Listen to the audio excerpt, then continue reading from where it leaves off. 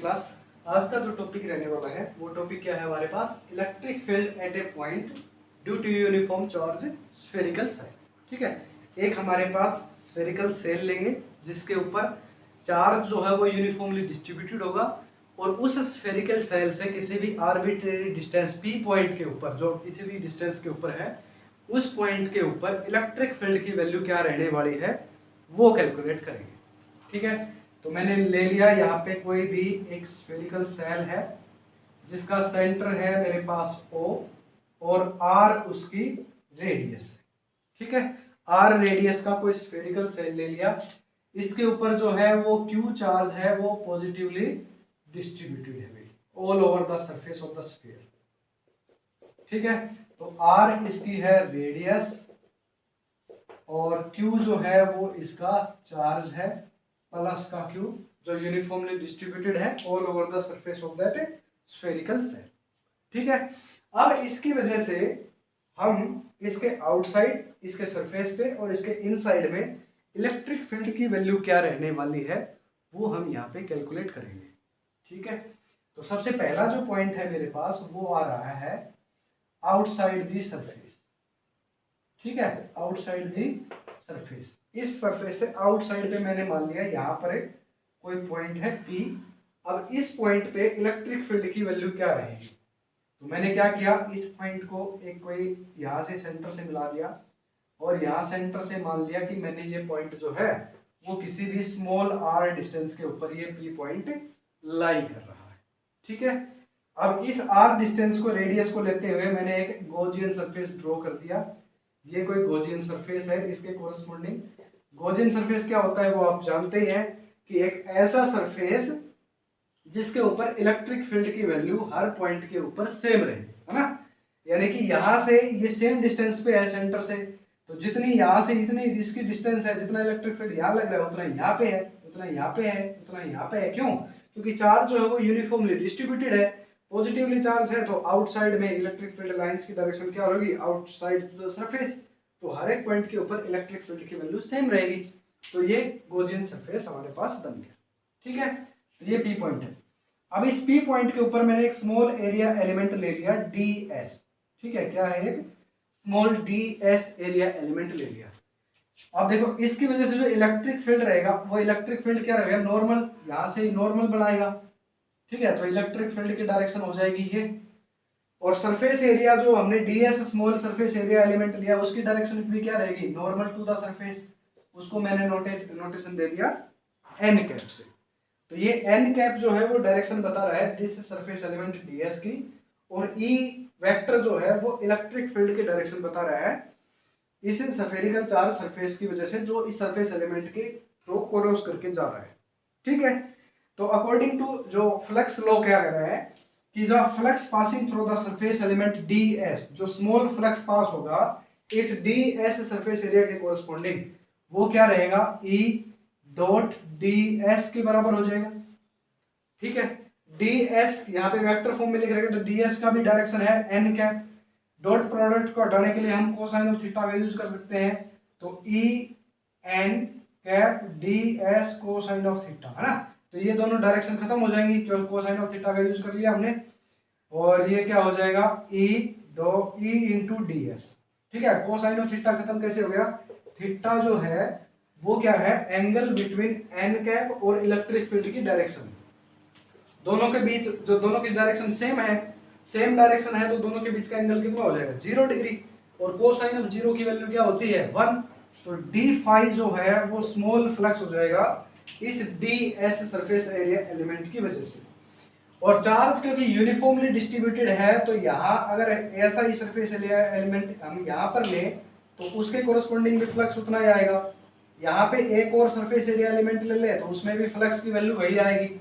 तो हम टोटल जो सरफेस एरिया एलिमेंट की वजह से जो फ्लक्स है वो हम इसका डायरेक्ट इंटीग्रेशन करके ऑल ओवर द सरफेस हम कैलकुलेट यहाँ पे कर सकते हैं। तो इसका इंटीग्रेशन कर देते हैं ऑल ओवर द सरफेस, तो टोटल फ्लक्स जो होगा वो हो जाएगा E dot DS all over the close surface. ठीक है, इलेक्ट्रिक फील्ड का इंटीग्रेशन होगा नहीं, तो DS जो है all over the close surface वो क्या हो जाएगा, स्फेरिकल सेल है यानी कि स्फेयर बना रहा है, स्फेयर का सरफेस एरिया क्या होता है 4 पाई आर स्क्वायर। ठीक है, तो यहाँ पे क्या बन जाएगा मेरे पास, ये बन जाएगा E dot 4 pi r square. तो ये हो जाएगा हमारे पास टोटल फ्लक्स इस स्फेरिकल सेल की वजह से आउटसाइड द सरफेस, जो आर डिस्टेंस पे हम स्फेरिकल सेल बना रहे हैं उसके कोरस्पॉन्डिंग जितना फ्लक्स पास होगा वो हमारे पास ही हो जाएगा। ठीक है, उसके बाद क्या कह रहा है, Gauss law, according to Gauss law, Gauss law क्या कहता है, गोस लॉ क्या कहता है हमारे पास कि जो इलेक्ट्रिक फ्लक्स है E डॉट डी एस या फाई, वो क्या हो जाएगा 1/ε0 times of the total charge enclose within the surface E, है ना। तो Q जो हमारे पास Q क्या ले रखा हमने, टोटल चार्ज इनक्लोज, तो E डॉट डी एस जो है वो किसके बराबर हो जाएगा, Q enclose divided by ε0 times के बराबर हो जाएगा। टोटल चार्ज इनक्लोज तो हमने प्लस का Q माना था, है ना। तो यहाँ पे क्या हो जाएगा, E डॉट डी एस की वैल्यू क्या थी, E into 4 pi r square, put कर दो यहाँ, तो ये हो जाएगा E into 4 pi r square that is equal to Q by epsilon naught. हमें तो E की वैल्यू चाहिए, तो E क्या हो जाएगा Q divided by 4 pi epsilon naught r square. यही आता है ना, वैसे भी किसी भी अगर चार्ज बॉडी है हमारे पास, सिंगल पॉइंट चार्ज की वजह से इलेक्ट्रिक फील्ड जो है आर डिस्टेंस के ऊपर, वो वैल्यू यही आती थी। तो ये स्फेरिकल सेल है जिसके ऊपर पॉजिटिवली चार्ज यूनिफॉर्मली डिस्ट्रीब्यूटेड है, तो इसकी वजह से इलेक्ट्रिक फील्ड की वैल्यू हो जाएगी हमारे पास Q divided by 4 pi epsilon naught r square. अगर इसको वेक्टर फॉर्म में लिखना चाहे तो वेक्टर फॉर्म में लिखेंगे तो कैसे हो जाएगा, जो E वेक्टर होगा वो क्या हो जाएगा Q divided by 4 pi epsilon naught r square, और आर कैप यूनिट वेक्टर से इसको मल्टीप्लाई कर देंगे। तो आर कैप यूनिट वेक्टर क्या बता रहा है यहाँ पे, डायरेक्शन ऑफ इलेक्ट्रिक फील्ड के बारे में यहाँ पे आर कैप बता रहा है। ठीक है, अब इसको डेंसिटी की टर्म में लेना चाहे तो आप यहाँ पे डेंसिटी की टर्म में भी ले सकते हो, क्योंकि देखो हमने बताया था कि जो चार्ज है वो all over the surface of the spherical cell uniformly distributed है, और अगर चार्ज यूनिफॉर्मली डिस्ट्रीब्यूटेड है तो क्या हो जाएगा, उसकी सरफेस चार्ज डेंसिटी होगी, और सरफेस चार्ज डेंसिटी क्या होती है, sigma charge per unit surface, यही होती है ना, सरफेस चार्ज डेंसिटी होती है सिग्मा, वो चार्ज पर यूनिट सरफेस के बारे में बताती है।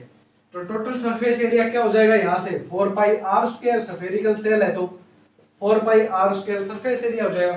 तो चार्ज Q की वैल्यू क्या हो जाएगी, sigma multiply by 4 pi r square, r क्या है जो हमने गॉसियन सरफेस माना है उसकी रेडियस, है ना, ये हो जाएगा 4 पाई आर स्क्वायर। तो 4 पाई आर स्क्वायर की वैल्यू यहाँ पे पुट कर दो, ये जो लेंगे ये आर क्या हो जाएगा, कैपिटल आर, जो स्फेरिकल सेल हम मान रहे हैं उसका आर हो जाएगा। तो ये चार्ज जो है ये वाली वैल्यू उठा करके इस वाले इक्वेशन के अंदर पुट कर देते हैं, तो इलेक्ट्रिक फील्ड जो होगा हमारे पास उसकी वैल्यू क्या हो जाएगी, E is equal to Q, Q की वैल्यू है सिग्मा 4 पाई आर स्क्वायर, तो sigma 4 pi capital r square divided by 4 pi epsilon naught small r square. 4 pi से 4 पाई कैंसिल आउट हो गया, ये हो गया sigma by epsilon naught capital r square by small r square. अब capital r square क्या है, radius of that spherical shell, ये तो बदल नहीं सकता, ना तो कम हो सकता है ना ज्यादा हो सकता है, तो कैपिटल आर स्क्वायर भी चेंज नहीं होगा। सिग्मा क्या है, सरफेस चार्ज डेंसिटी, ये भी बदलेगा नहीं। एप्सिलॉन नॉट क्या है, परमिटिविटी इन फ्री स्पेस, इसकी वैल्यू भी कांस्टेंट है। तो ये तीनों चीजें ही कांस्टेंट है, तो यानी कि जो इलेक्ट्रिक फील्ड रहेगा आउटसाइड द स्फेरिकल सेल वो क्या हो जाएगा, प्रोपोर्शनल हो जाएगा distance from the center of that spherical cell, inversely proportional, square of the inversely proportional of the distance from the center of that spherical cell। ठीक है ना, जैसे जैसे डिस्टेंस को बढ़ाते जाएंगे इलेक्ट्रिक फील्ड की वैल्यू स्क्वायर के साथ कम होती जाएगी। ठीक है, तो ये हो जाएगा आउटसाइड द स्फेरिकल सेल, ये तो हमने बता दिया। अब on the surface of the shell की बात करें, ऑन द सरफेस क्या हो जाएगा भाई, ऑन द सरफेस अगर हम बात करें तो E dot d s is equal to Q by epsilon naught की बात करते हैं। फर्स्ट केस तो ये हो गया, ओके। फर्स्ट केस को मैं एक बार यहाँ पे लिख लेता हूँ कॉर्नर में, कि फर्स्ट केस में हमारे पास इसको समझ लो अच्छे से, क्या किया था हमने, एक स्फेरिकल सेल है जिसकी रेडियस r है, पॉजिटिव चार्ज यूनिफॉर्मली डिस्ट्रीब्यूटेड है, इससे सेंटर से आर्बिट्रेरी डिस्टेंस के ऊपर आर पे कोई पॉइंट है पी, इस पी पॉइंट पे हम इलेक्ट्रिक फील्ड कैलकुलेट करना चाह रहे थे। तो क्या किया हमने, पहले इसके पी पॉइंट के ऊपर स्मॉल एरिया एलिमेंट ले लिया हमने ds, और इसके थ्रू इलेक्ट्रिक फ्लक्स कैलकुलेट कर दिया। इलेक्ट्रिक फ्लक्स की वैल्यू आ गई E इंटू 4πr²। हमें तो E कैलकुलेट करना है। E कैसे आए, गॉस लॉ लगा दो, क्योंकि फ्लक्स कहाँ से मिलती है, गॉस लॉ से मिलती है। फ्लक्स और इलेक्ट्रिक फील्ड दूसरा कहाँ पे है, गॉस लॉ में है ना, तो फाई इक्वल टू E.ds होता है। तो फ्लक्स लगा दो Q/ε0, E.ds equal to Q/ε0। Q कितना है, टोटल चार्ज इनक्लोज। अब चार्ज नहीं दे रखा हमें, तो चार्ज कह रखा है यूनिफॉर्मली डिस्ट्रीब्यूटेड है। तो यूनिफॉर्मली डिस्ट्रीब्यूटेड है तो सिग्मा उसकी सरफेस चार्ज डेंसिटी होगी 4πr²। तो Q/ε0, यहाँ पे ds की वैल्यू क्या है, E 4πr²। वैल्यू पुट कर दो, E इक्वल टू Q और 4πε0r² हो जाएगा। वेक्टर फॉर्म में निकालना चाहो तो ये होगा। डेंसिटी की फॉर्म में निकालना चाहो तो सरफेस चार्ज डेंसिटी सिग्मा दे रखा है, सिग्मा/ε0 capital R² by small r²। Sigma ε0 और कैपिटल R तीनों कांस्टेंट है, तो E क्या हो गया, प्रोपोर्शनल टू 1/r²। डिस्टेंस के स्क्वायर के इनवर्सली प्रोपोर्शनली वो डिपेंड करेगा। ठीक है, तो ये वाली वैल्यूज मैं लिख लेता हूँ। जो जरूरी है वो क्या है, ये है एक तो कि जो इलेक्ट्रिक फील्ड होगा वो होगा Q/4πε0r² के बराबर। ठीक है, डेंसिटी की टर्म में होगा सिग्मा/ε0 capital R by small r² और E प्रोपोर्शनल हो जाएगा 1/r²। ये तीनों टर्म आई है आउटसाइड के लिए। ठीक है, आउटसाइड द स्फेरिकल सेल। अब on the surface of the shell की बात करूं मैं, on the surface of the shell क्या हो जाएगा,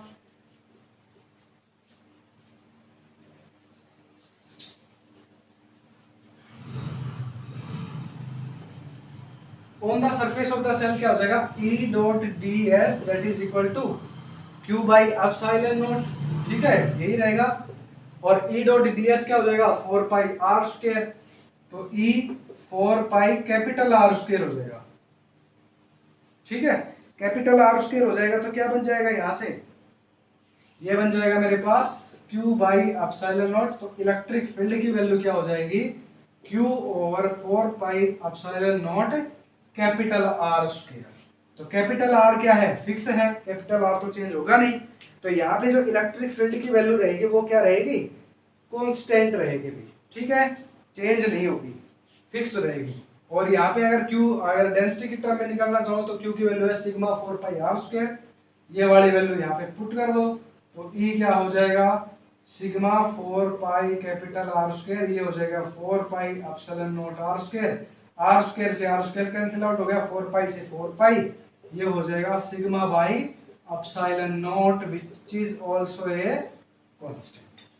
कांस्टेंट टर्म है ये, तो सिग्मा भी कांस्टेंट है, ε0 भी कांस्टेंट है, सिग्मा/ε0 दोनों कांस्टेंट हो जाएगा। यानी कि on the surface of the spherical cell जो हमारे पास जो इलेक्ट्रिक फील्ड की वैल्यू आएगी वो क्या रहेगी, एक फिक्स वैल्यू रहेगी, कांस्टेंट वैल्यू रहेगी।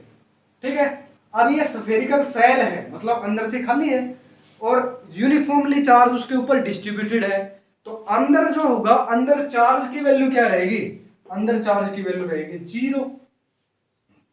ठीक है, सेकंड केस था ना ये तो सेकंड केस था ऑन द सरफेस। ठीक है, on the surface of cell.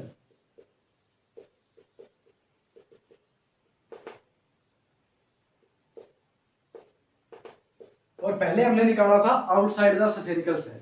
अब इनसाइड द सेल बात करें तो इनसाइड में क्या हो जाएगा, Q इज इक्वल टू 0। तो E.ds क्या होता है, Q/ε0। Q 0 है तो 0/ε0 क्या हो जाएगा, 0। तो E.ds is equal to 0, therefore E क्या हो जाएगा, 0। तो इनसाइड द स्फेरिकल सेल हमारे पास इलेक्ट्रिक फील्ड की वैल्यू क्या हो जाएगी, 0 हो जाएगी। इसको अगर ग्राफिकली हम समझना चाहें तो क्या हो जाएगा हमारे पास, ये देखिए इस तरह से मैं इसको थोड़ा सा समझ रहा हूं। ठीक है, अगर मैं इसको इलेक्ट्रिक फील्ड ले लूं, यहाँ पे सेंटर ले लूं O, और इधर इसकी रेडियस R जो है वो बढ़ती जा रही है, R की वैल्यू बढ़ती जा रही है। तो देखो जब यहाँ सेंटर पे था इलेक्ट्रिक फील्ड की वैल्यू 0 थी, जैसे जैसे बढ़ते गए यहाँ पर भी 0 है। लेकिन जैसे ही on the surface of the spherical shell हम पहुंचे, वहां पे इलेक्ट्रिक फील्ड की वैल्यू अचानक से हो गई सिग्मा/ε0 और उससे तुरंत पहले हमारे पास है 0। तो यहां सेंटर से चले जब रेडियस बढ़ती बढ़ती बढ़ती बढ़ती कैपिटल आर तक पहुंची, तब तक तो हमारे पास इलेक्ट्रिक फील्ड की वैल्यू है 0। जैसे ही हम कैपिटल आर पे पहुंचे, हमारे पास एक फिक्स वैल्यू आ गई इलेक्ट्रिक फील्ड की, वो हो गई सिग्मा बाई एप्सिलॉन नॉट। ठीक है, अब इससे बाहर चलेंगे आउटसाइड द स्फेरिकल सेल। जब आउटसाइड द स्फेरिकल सेल जाएंगे तो इलेक्ट्रिक फील्ड की वैल्यू है q over 4 pi epsilon not r square. q क्या है? Total charge distributed all over the surface, वो भी फिक्स है, बदलेगा नहीं। 4 भी फिक्स है, एप्सिलॉन भी और पाई भी, ये तीनों ही कांस्टेंट है। सिर्फ किस पे डिपेंड कर रहा है? रेडियस, डिस्टेंस के ऊपर। जैसे जैसे डिस्टेंस बढ़ती जाएगी वो इनवर्सली प्रोपोर्शनल हो जाएगा r स्क्वायर का, यानी कि जैसे जैसे r को बढ़ाएंगे इलेक्ट्रिक फील्ड की वैल्यू घटती चली जाएगी, है ना। तो यहाँ पे हम स्क्वायर के साथ घट रही है, तो हमारे पास जो ग्राफ आएगा वो कुछ इस तरह से ग्राफ आएगा। ठीक है, ये हमारे पास एक ग्राफिकली रिप्रेजेंटेशन हो गया electric field is proportional to 1 by r square. यहाँ पे इलेक्ट्रिक फील्ड की वैल्यू 0 है और इस पॉइंट के ऊपर इलेक्ट्रिक फील्ड की वैल्यू है सिग्मा बाई एप्सिलॉन नॉट। ठीक है, यहाँ पे तो 0 है, ये हो गया inversely proportional to r square. और इस आर पॉइंट के ऊपर जहाँ पे रेडियस कैपिटल आर के बराबर है, वहां पे हमारे पास इलेक्ट्रिक फील्ड की वैल्यू हो जाएगी सिग्मा बाई एप्सिलॉन।